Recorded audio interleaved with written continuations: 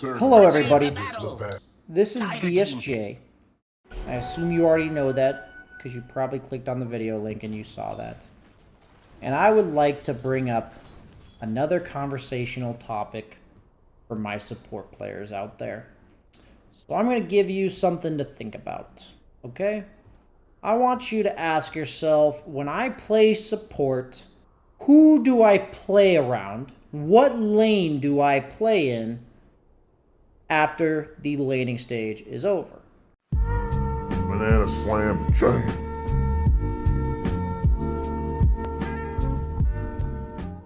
And as you go up in MMR, you're going to start having a better understanding of when the laning stage is generally over. It's always somewhere between 5 to 10 minutes. It's especially important at the 5-minute mark because of the catapult waves. So what I mean by that is the catapult waves start becoming usually the earliest point in the game where somebody can start pushing towers and ganking effectively, because that's when the efficiency of actually pressuring becomes possible. Let's just leave it at that. So as a support, where do I play? And a lot of this comes down to understanding not only your heroes, but also their heroes. So I want to ask you guys, do you think a PA will need help against Underlord at 5 minutes into the game? If PA were to need help, how would it be?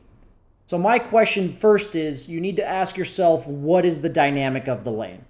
Meaning, what's happening? Isn't Underlord just going to use his Q and shove it into my PA's tower? Is that not what's going to happen? Is that not exactly what's going to happen? Right? Now, on the other hand, can PA deal with that? Absolutely. So this is a lane where my CM does not have to play. And by playing here, it's going to generally be bad. Now, we did go for this kill, and I fucked it up as well as CM, but this is not just results-oriented. CM doesn't need to help her PA, because the lane by Underlord, what does Underlord as a hero do? What does this hero do? He just shoves the lane in. Does PA mind the lane being underneath her tower? No, she usually builds some sort of sustain. She's usually pretty survivable, and she's also not very much damage at this point in the game, so she doesn't really want you helping her kill people at this stage in the game, right? Because she's usually still working on those damage items. So here's CM. Now, on the other hand, what is the dynamic of the off lane? Well, is Timbersaw a hero that supports often want to fuck with in the early game? How often do you think people try to gank a Timbersaw around 6 or 7 minutes into the game? If you didn't know this, Timbersaw is one of the most annoying heroes in the entire game to try to kill. So lo and behold, when the offlaner's some sort of hero like Timbersaw that's really tanky or like a bristleback, they're either going to like 3 or 4 man gank him, or they're just going to leave him alone. So in that case, as a support, the only time when you would have to go bottom is when the Timbersaw is getting 4 or 5 man ganked, because that's what the situation for going on a Timbersaw is going to look like. Then we leave ourselves with the mid lane. Now let's ask ourselves, chat, and viewers in the YouTube world, what is Earthshaker going to do with his time? Let's envision a heat map. Is this really a secret?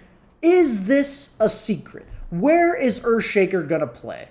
Give yourself a second to ask. I'm not even going to make you pause the video. Isn't 99% of his time going to be spent doing this? Walking through our jungle, walking through his triangle. Is that not what he's going to do the entire fucking game for this stage? Like from 5 to 10 minutes, looking to fissure the carry, looking to fissure the mid laner. Is that not where he's going to spend 90% of his time? Absolutely. So then we need to ask ourselves the dynamic of the mid lane. So, what kind of hero is SF? Is SF a hero the opponent is going to try to gank? Yes, of course. Come on, guys. He's a squishy ranged hero that wins almost every 1v1. The only way to deal with SF is to kill him. He wins almost every 1v1 in the game. He requires being ganked. So first off, last, picking SF into a 4-position roamer that helps kill you is not exactly a good draft pick. What kind of hero is Void Spirit? Is Void Spirit a hero that can capitalize on these fissures from Earthshaker? Yes. So where should we be playing as supports? Timbersaw's not going to get messed with. PA doesn't want your help. Where should we be playing? Mid lane! Ding, ding, ding, ding, ding-a-ling. So my SF actually rotates away from his lane and comes top. He already died once at 4:30 into the game. He's now died again. He's going to go back mid. Guess what's going to happen to him when he goes back mid? Guess who wishes they had some support help? Guess who wishes the supports weren't in their fucking lane? This fucking Sim fucking sitting in my lane. Excuse me. Guess who's mid tower's dying? Guess who's trying to teach Airy, a 1K player with an enthusiasm to learn the game, to defend his own mid tower? Look what's happening mid. Holy crap. Come on, sprites. Are you telling me that's Peter Pan Dam on Earthshaker just doing incredibly normal Earthshaker things? Yes. Wait, the CM comes mid and we get a kill on their support? And something maybe decent happening right now? Is it too late in the game? Potentially? Is it clear to you and everyone watching that CM was supposed to just be here the entire time? Is that not obvious to you guys? Is it really not? And if it's not, it's okay. Because you're learning. This guy is ranked 300. Probably has 15,000 hours of Dota. Does it really take a genius to know that SF's a gankable mid-hero and Earthshaker's gonna gank him? Does it really take a genius to know that Underlord's gonna push in the lane and PA doesn't mind that? I guarantee you every player that is 5,000 MMR or higher that literally has this thought cross their mind will know the answer. If you don't know the answer, this video is hopefully a great example of something that will help you think of things that could give you the right answer. I am certain that every player 5K or above would know the answer to these questions. The only possible outcome left now is that they just don't think about these things during the game. And that is why I, as a player, get so triggered when it happens so often. Because it's honestly, for a top 300 Immortal player, it is not complicated. It is not.